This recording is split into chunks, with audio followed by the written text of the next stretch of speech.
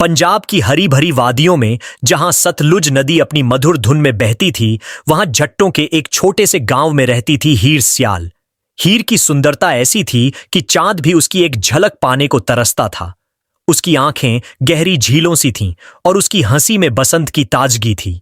गांव के लोग उसकी तारीफ में कसीदे पढ़ते, मगर हीर का मन किसी की तारीफों में नहीं, बल्कि आजादी और सपनों में रमा रहता था। उधर तख्त हजारा में रहता था रांझा, जिसका असली नाम था धीदो। रांझा अपने परिवार का सबसे छोटा बेटा था और उसका दिल संगीत और आजादी से भरा था। वह बांसुरी की ऐसी तान छेड़ता कि पंछी भी थम कर सुनते। लेकिन रांझा की जिंदगी तब बदल गई जब उसके भाइयों ने उसे घर से निकाल दिया। जमीन जायदाद के झगड़े ने उसे बेघर कर दिया और वह अपनी बांसुरी और कुछ सपनों के साथ सतलुज के किनारे भटकने निकल पड़ा। एक दिन रांझा सतलुज के तट पर बैठा अपनी बांसुरी बजा रहा था। उसकी धुन हवा में तैर रही थी और दूर गांव में खेतों में काम कर रही हीर ने वह मधुर स्वर सुना। उसका मन बेकरार हो उठा। वह दौड़ती हुई नदी के किनारे पहुंची, जहां रांझा अपनी बांसुरी में खोया हुआ था। जैसे ही उनकी नजरें मिलीं, समय मानो थम सा गया। हीर की आंखों में रांझा ने अपना घर देखा और रांझा की बांसुरी में हीर ने अपनी धड़कन सुनी। कौन हो तुम? हीर ने पूछा। उसकी आवाज में जिज्ञासा और एक अनजाना आकर्षण था। मैं रांझा, एक बंजारा जो अपनी बांसुरी के साथ दुनिया घूमता है, उसने मुस्कुराते हुए कहा। तुम्हारी बांसुरी में जादू है, हीर ने कहा, और उसकी आंखों में एक चमक थी। उस दिन से हीर और रांझा की मुलाकातें शुरू हो गईं। वे चोरी छिपे नदी किनारे मिलते, जहां रांझा अपनी बांसुरी बजाता और हीर उसकी धुनों में खो जाती। दोनों का प्यार गहरा होता गया, मगर यह प्यार आसान नहीं था। हीर एक जट की बेटी थी और रांझा एक बंजारा। गांव की रीतियां और परिवार की इज्जत उनके प्यार के आड़े थीं। एक दिन हीर की सहेली ने उसे रांझा के साथ देख लिया। गांव में बात फैलने में देर न लगी। हीर के पिता चौधरी सियाल को जब यह खबर मिली तो उनका गुस्सा 7वें आसमान पर था। एक बंजारे के साथ मेरी बेटी? यह नहीं हो सकता। उन्होंने गांव वालों के सामने ऐलान किया कि हीर की शादी जल्द से जल्द एक रईस जट सईदा खेड़ा से कर दी जाएगी। हीर ने जब यह सुना तो उसका दिल टूट गया। वह रात को चुपके से रांझा के पास गई। रांझा, मैं तुम्हारे बिना नहीं जी सकती, उसने आंसुओं के बीच कहा। रांझा ने उसका हाथ थामा और बोला, हीर, यह दुनिया हमें अलग कर सकती है, मगर हमारा प्यार अमर है। मैं तुम्हें छोड़कर नहीं जाऊंगा। रांझा ने फैसला किया कि वह हीर के पिता को मनाने की कोशिश करेगा। वह चौधरी सियाल के पास गया और बोला, मैं हीर से सच्चा प्यार करता हूं, मुझे अपनी काबिलियत साबित करने का मौका दीजिए। मगर चौधरी ने उसे अपमानित कर भगा दिया। तू एक बांसुरी वाला मेरी बेटी का हाथ मांगता है, निकल जा यहां से। रांझा निराश होकर जंगल की ओर चला गया। वहां उसे एक जोगी मिला जो उसे देखकर मुस्कुराया। तुझे प्यार का दर्द सता रहा है बेटा, जोगी ने कहा। रांझा ने अपनी पूरी कहानी सुनाई। जोगी ने उसे एक मंत्र दिया और कहा, अगर तुम्हारा प्यार सच्चा है तो यह मंत्र तुम्हें रास्ता दिखाएगा, लेकिन याद रख, प्यार का रास्ता आसान नहीं होता। रांझा ने जोगी की बात मानकर तपस्या शुरू की। वह दिन रात हीर के लिए प्रार्थना करता और उसकी बांसुरी की धुन अब और गहरी हो गई। उधर हीर को घर में कैद कर दिया गया। उसकी शादी की तैयारियां जोर शोर से चल रही थीं, मगर हीर का मन रांझा के पास था। उसने अपनी सहेली से एक संदेश भिजवाया, रांझा, मुझे बचा लो। रांझा ने जब यह संदेश सुना तो वह जोगी के पास वापस गया। जोगी ने उसे बताया कि हीर को बचाने के लिए उसे गांव में एक नई पहचान बनानी होगी। रांझा ने जोगी का भेष धारण किया और गांव में प्रवेश किया। उसने गांव वालों को अपनी बांसुरी और भक्ति भजनों से मंत्रमुग्ध कर दिया। लोग उसे एक संत समझने लगे। रांझा ने एक योजना बनाई। वह हीर के घर के पास जाकर भजन गाने लगा। उसकी आवाज सुनकर हीर का दिल फिर से धड़क उठा। उसने खिड़की से झांका और रांझा को जोगी के भेष में देखा। दोनों की आंखें मिलीं और हीर को यकीन हो गया कि उसका रांझा उसे बचाने आया है। रांझा ने गांव वालों को बताया कि वह एक ज्योतिषी भी है। उसने चौधरी सियाल को बुलाया और कहा, महाशय, आपकी बेटी की कुंडली में एक बड़ा खतरा है। अगर उसकी शादी सईदा खेड़ा से हुई तो आपका परिवार बर्बाद हो जाएगा। चौधरी घबरा गए। उन्होंने रांझा से पूछा, तो फिर क्या करना चाहिए? रांझा ने कहा, मुझे आपकी बेटी से मिलने दें, मैं उसकी कुंडली का हल निकालूंगा। चौधरी ने हिचकिचाते हुए रांझा को हीर से मिलने की इजाजत दे दी। जैसे ही रांझा और हीर अकेले हुए, रांझा ने हीर को अपनी योजना बताई। हम आज रात भाग जाएंगे, उसने कहा। हीर ने हामी भरी, मगर उसका मन डर से भरा था। अगर हमें पकड़ लिया गया तो क्या होगा, उसने पूछा। हमारा प्यार हमें बचाएगा, रांझा ने विश्वास के साथ कहा। रात का अंधेरा घना था और सतलुज नदी के किनारे हवा में एक रहस्यमयी सन्नाटा था। हीर ने अपने कमरे की खिड़की से रस्सी लटकाई और चुपके से नीचे उतर आई। रांझा, जो जोगी के भेष में जंगल के किनारे उसका इंतजार कर रहा था, ने उसे अपनी बाहों में थाम लिया। हीर, अब पीछे मुड़कर नहीं देखना, उसने फुसफुसाते हुए कहा। हीर ने उसकी आंखों में देखा और बोली, रांझा, मैं तुम्हारे साथ कहीं भी जाऊंगी।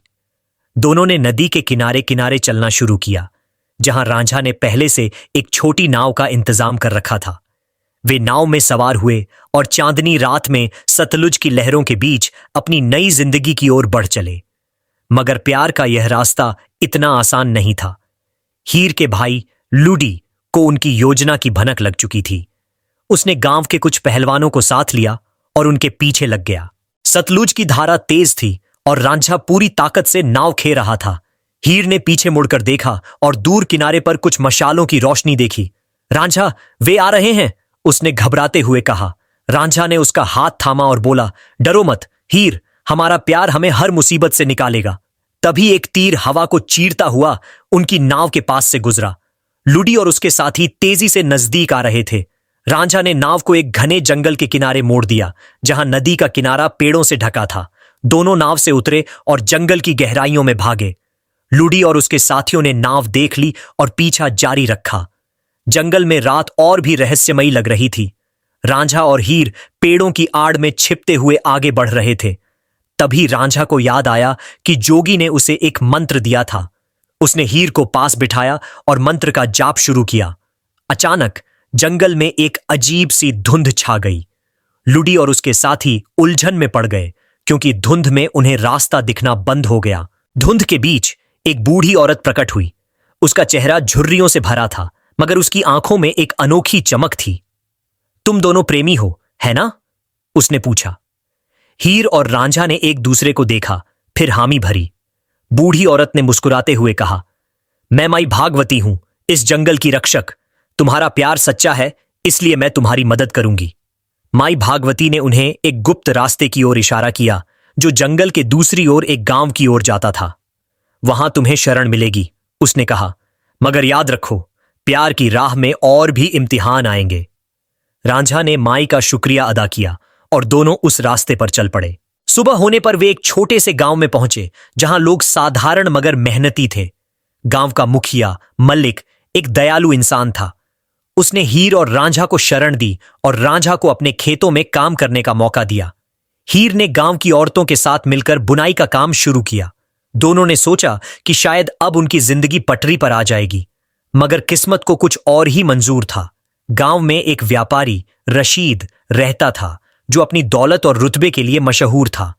उसकी नजर हीर पर पड़ गई।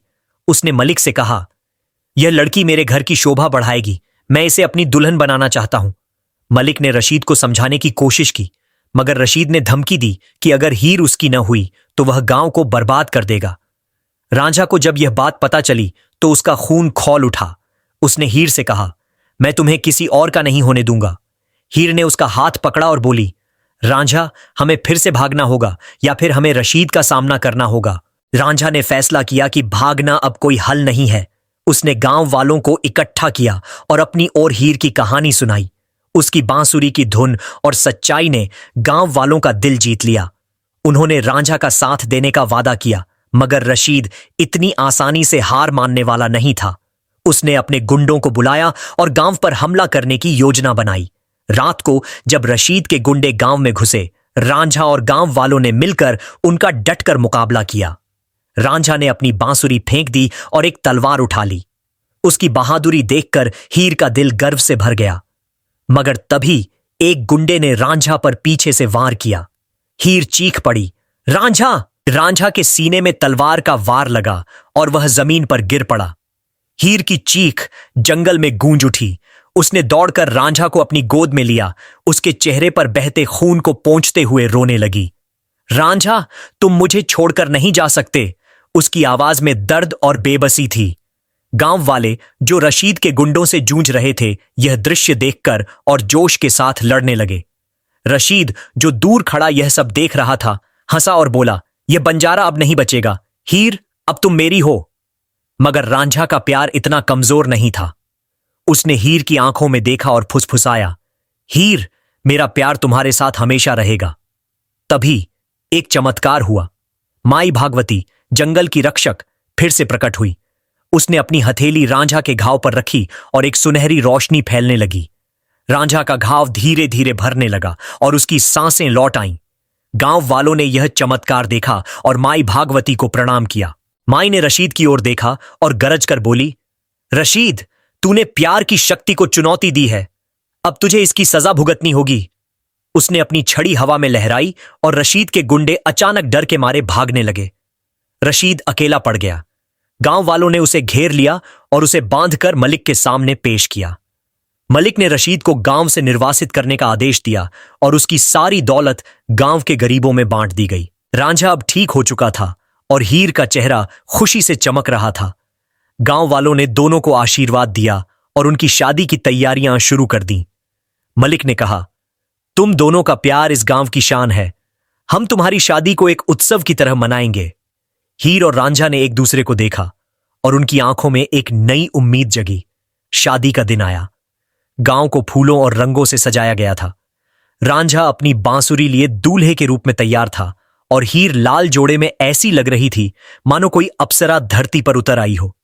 जैसे ही पंडित मंत्र पढ़ने लगा, तभी एक धूल भरा तूफान गांव की ओर बढ़ता दिखाई दिया। गांव वालों में खलबली मच गई। यह तूफान नहीं, बल्कि घोड़ों की टापों की आवाज थी। यह हीर का भाई लुडी था, जो अब और भी बड़ा दल लेकर आया था। उसे खबर मिल चुकी थी कि हीर और रांझा इस गांव में हैं। लुडी ने गांव के बाहर अपनी सेना के साथ डेरा डाला और ऐलान किया, हीर को मेरे पास लाओ, वरना इस गांव को राख कर दूंगा। मलिक और गांव वाले डर गए, क्योंकि लुडी के पास एक छोटी सी सेना थी और गांव के पास इतने हथियार नहीं थे।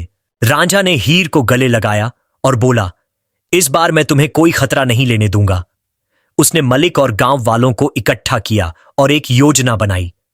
लुडी को लगता है कि वह ताकत से जीत जाएगा, मगर हम चालाकी से उसका मुकाबला करेंगे। रांझा ने जंगल में माई भागवती से मदद मांगी।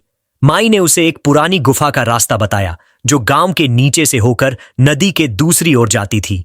रांझा ने गांव के कुछ नौजवानों को साथ लिया और गुफा के रास्ते से लुडी के डेरे के पीछे पहुंच गए। रात के अंधेरे में उन्होंने लुडी के घोड़ों को खोल दिया और उनके हथियारों को नदी में बहा दिया। जब सुबह लुडी ने हमला करने की कोशिश की, तो उसे पता चला कि उसकी सेना अब बिना हथियारों और घोड़ों के है। गांव वालों ने मौका देखकर लुडी को घेर लिया, मगर लुडी ने हार नहीं मानी। उसने हीर को देखकर चिल्लाया, तूने अपने खानदान की इज्जत मिट्टी में मिला दी, मैं तुझे कभी माफ नहीं करूंगा। हीर ने हिम्मत जुटाकर जवाब दिया, लुडी, इज्जत प्यार में नहीं, नफरत में मिटती है। मैंने रांझा को चुना क्योंकि मेरा दिल उसी के लिए धड़कता है। तभी माई भागवती फिर से प्रकट हुई। उसने लुडी की ओर देखा और कहा, लुडी, तू अपनी बहन के प्यार को नहीं समझ सका, मगर अब समय आ गया है कि तुझे एक सच पता चले। माई ने बताया कि रांझा कोई साधारण बंजारा नहीं है। वह तख्त हजारा के एक बड़े खानदान का वारिस है, जिसे उसके भाइयों ने धोखे से बेदखल कर दिया था। माई ने एक पुराना पत्र दिखाया, जिसमें रांझा के पिता का वसीयतनामा था। उसमें लिखा था कि रांझा को उसकी जायदाद का हकदार बनाया गया है। यह सुनकर लुडी स्तब्ध रह गया। माई ने आगे कहा, अगर तू अपनी बहन का साथ दे तो रांझा अपनी जायदाद वापस ले सकता है और तुम दोनों खानदानों का सम्मान बढ़ेगा। लुडी का गुस्सा अब शांत हो चुका था। उसने हीर और रांझा से माफी मांगी और बोला, मैं तुम दोनों के प्यार को अब समझ गया हूं। लुडी ने गांव वालों के सामने हीर और रांझा की शादी को स्वीकार किया। शादी का उत्सव फिर से शुरू हुआ और इस बार कोई रुकावट नहीं आई।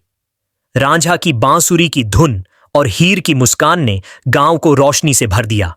शादी के बाद रांझा और हीर तख्त हजारा गए, जहां रांझा ने अपने भाइयों से अपनी जायदाद वापस ली, मगर रांझा ने उस जायदाद को गांव के गरीबों के लिए खोल दिया ताकि कोई और प्रेमी जोड़ा बेघर न हो। कुछ महीनों बाद जब हीर और रांझा अपनी नई जिंदगी में खुश थे, एक नया खतरा सामने आया। तख्त हजारा के पड़ोसी गांव से एक दुष्ट जमींदार जफर खान ने रांझा की जायदाद पर नजर गड़ा दी। उसने रांझा को धमकी भेजी, या तो अपनी जमीन मुझे सौंप दो या फिर मैं तुम्हारा और तुम्हारी हीर का सर्वनाश कर दूंगा। रांझा ने हीर से कहा, यह जंग मेरी नहीं, हमारे प्यार की है। हीर ने उसका हाथ थामा और बोली, रांझा, हमने हर तूफान का सामना किया है, यह भी पार कर लेंगे। जफर खान, तख्त हजारा के पड़ोसी गांव का क्रूर जमींदार, अपनी सेना के साथ रांझा की जायदाद पर कब्जा करने के लिए आ धमका।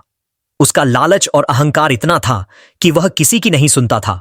उसने रांझा को संदेश भेजा, अपनी जमीन मेरे नाम कर दो, वरना मैं तुम्हारा और तुम्हारी हीर का नामो निशान मिटा दूंगा।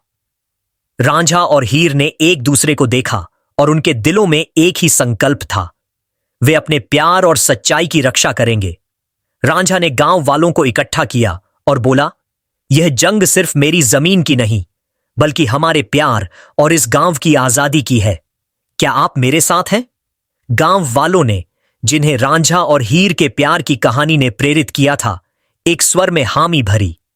लुडी, जो अब रांझा का सच्चा दोस्त बन चुका था, भी अपनी ताकत के साथ उनके साथ खड़ा था।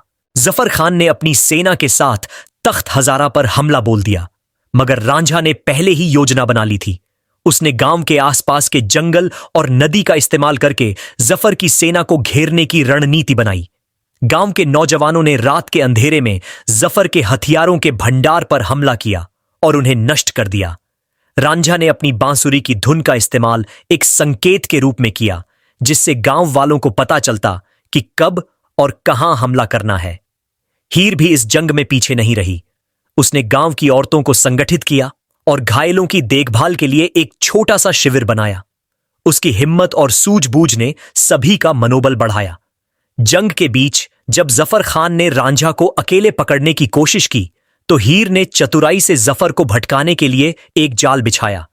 उसने जंगल में माई भागवती से सीखे गए मंत्रों का इस्तेमाल किया, जिससे जफर की सेना में भगदड़ मच गई। आखिरकार एक भयंकर युद्ध के बाद रांझा और गांव वालों ने जफर खान को हरा दिया। जफर को बंदी बनाकर गांव वालों ने उसे सजा दी। उसे अपनी सारी जायदाद गांव के गरीबों को सौंपनी पड़ी और उसे हमेशा के लिए निर्वासित कर दिया गया। जफर की हार के बाद तख्त हजारा में खुशी का माहौल था। गांव वालों ने रांझा और हीर के सम्मान में एक बड़ा उत्सव आयोजित किया। रांझा ने अपनी बांसुरी उठाई और ऐसी धुन बजाई कि सारा गांव झूम उठा। हीर ने उसके साथ नाचते हुए कहा, रांझा, तुमने साबित कर दिया कि प्यार हर मुश्किल को हरा सकता है। उस रात माई भागवती आखिरी बार उनके सामने प्रकट हुई। उसने कहा, हीर, रांझा, तुम्हारा प्यार अब एक किंवदंती बन चुका है। ये गाथा पंजाब की वादियों में हमेशा गूंजेगी। उसने उन्हें एक चमकता हुआ ताबीज दिया और बोली, यह ताबीज तुम्हारे प्यार की निशानी है, इसे हमेशा संभाल कर रखना। रांझा और हीर ने अपनी जिंदगी तख्त हजारा में बिताई, जहां उन्होंने गांव को एक स्वर्ग बना दिया। उन्होंने स्कूल खोले, अनाथों के लिए आश्रय बनाए और अपनी जायदाद का इस्तेमाल गांव के विकास के लिए किया। उनकी प्रेम कहानी गांव-गांव में फैल गई और लोग उनकी बांसुरी की धुन और हीर की मुस्कान को सुनने दूर-दूर से आते। वर्षों बाद जब रांझा और हीर की उम्र ढल गई, वे एक दिन सतलुज के किनारे बैठे थे, जहां उनकी पहली मुलाकात हुई थी। रांझा ने अपनी बांसुरी उठाई और वही पुरानी धुन बजाई जो उसने हीर के लिए पहली बार बजाई थी। हीर ने उसका हाथ थामा और बोली, रांझा, हमारा प्यार इस नदी की तरह है, यह हमेशा बहता रहेगा। उसी रात चांदनी के नीचे हीर और रांझा ने एक दूसरे की बाहों में आखिरी सांस ली, मगर उनकी कहानी कभी खत्म नहीं हुई। पंजाब की हवाओं में आज भी उनकी बांसुरी की धुन और हीर की हंसी गूंजती है। गांव वाले कहते हैं कि सतलुज के किनारे, जहां उनका प्यार शुरू हुआ था, रात को एक सुनहरी रोशनी दिखती है। यह हीर और रांझा का प्यार है, जो अमर है।